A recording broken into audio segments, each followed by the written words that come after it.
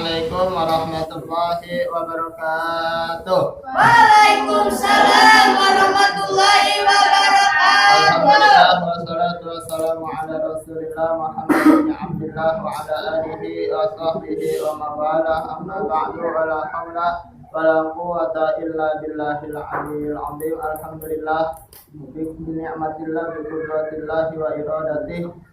Di kesempatan malam hari ini kita masih bisa bersilaturahmi, masih bisa melanjutkan pelajaran kita di dalam pembahasan tauhid di dalam kitab Al-Jawahirul Kalamiyah. Mudah-mudahan apa yang kita akan pelajari bersama mudah-mudahan senantiasa berguna dan bermanfaat untuk kita semua. Amin, amin ya Allah ya Rabbal Alamin.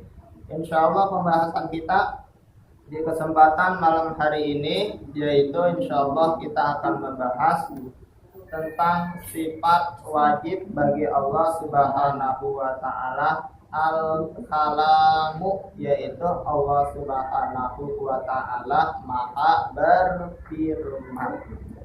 Kalamun itu artinya pembicaraan, artinya omongan ya. Tetapi kalau untuk Al-Khaliq Allah Subhanahu wa taala, bahasa sopannya itu adalah Allah Subhanahu wa taala berfirman.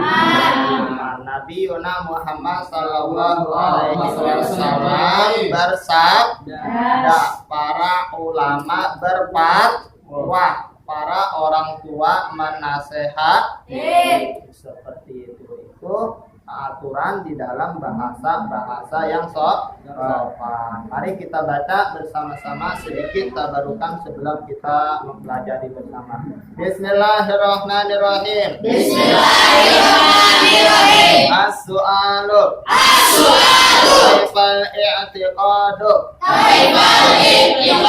kalamillahi ta'ala huwa anna taqida anna Allah subhanahu bil kalami wa anna kalamahu la yashbihu kalamana wa kalamana Yakhluqun bina wasitati alatin min famin walisanin syafataini wa kalamuhu subhanahu wa ta'ala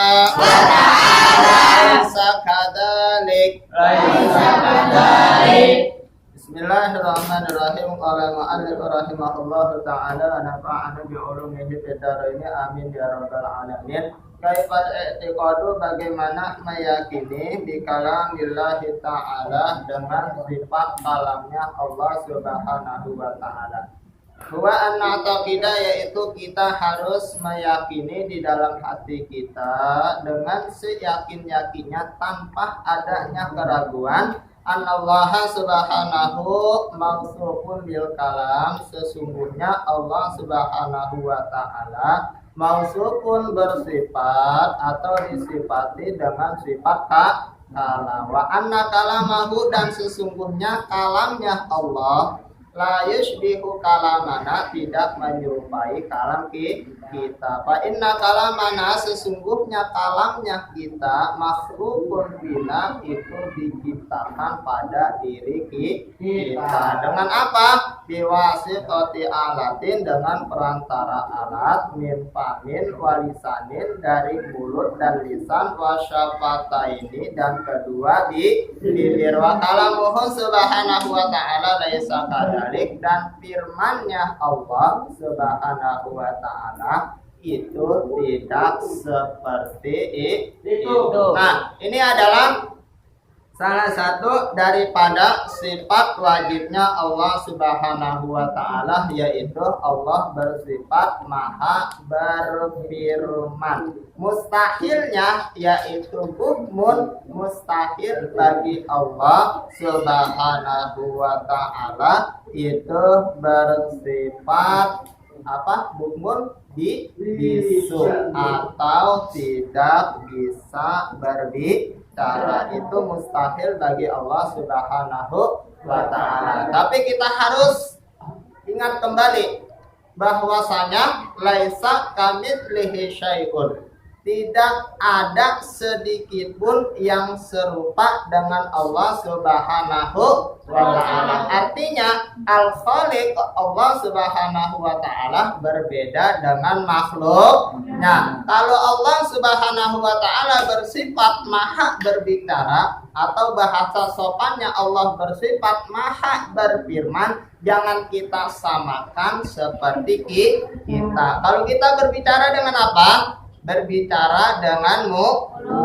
Berbicara dengan apa lagi? Dengan lisan. Berbicara dengan apa lagi? Dengan kedua bibir. Setiap kita berbicara itu terdengar suara. Setiap kita berbicara di situ tersusun dari beberapa kalimat. Setiap kita berbicara pasti terdengar suara. Jangan kita samakan dengan Allah Subhanahu wa ta'ala. Tidak sama ya. Jangan kita menganggap Allah maha berfirman, jangan-jangan Allah seperti kita, punya mulut, ya, punya lisan, punya apa lagi? Punya kedua bibir. Ada hurufnya, ada suaranya. Jangan kita memiliki akidah keyakinan seperti itu, karena itu adalah akidah yang salah.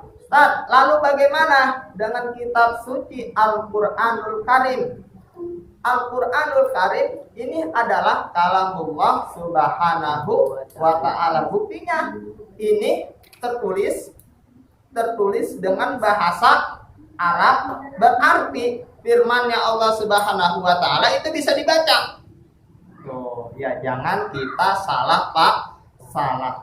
Marilah kita lihat firman Allah Subhanahu wa ta'ala di dalam surah Yusuf ayat yang kedua. Bismillahirrahmanirrahim. Inna anzalnahu Qur'anan Arabiyyan la'allakum ta'qilun. Shadaqallahul azim ya.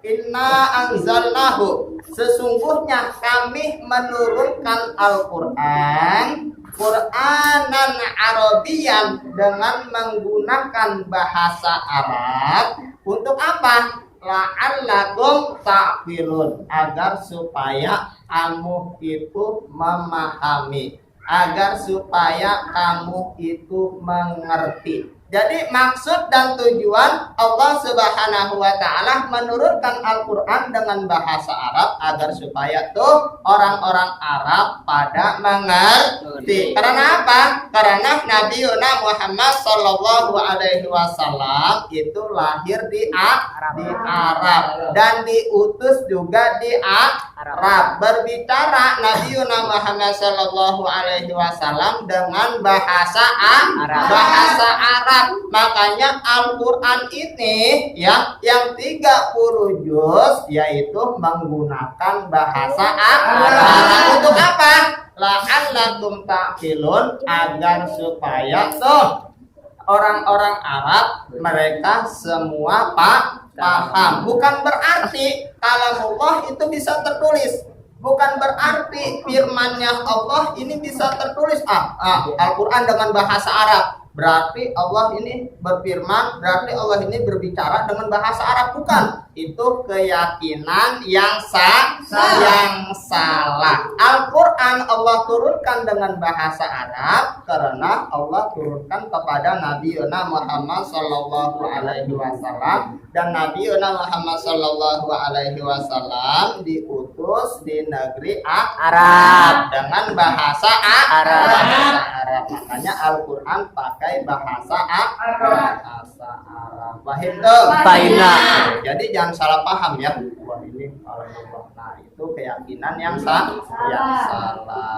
Jadi keyakinan kita segala sifat yang dimiliki oleh Allah Subhanahu wa taala itu tidak bisa disamakan dengan makhluknya. Mudah-mudahan pelajaran kita di kesempatan malam hari ini berguna dan bermanfaat untuk kita semua. Kurang dan lebihnya saya mohon maaf. Wallahu muwaffiq ila aqwamit thoriq. Wallahu a'lam bis. Bismillah.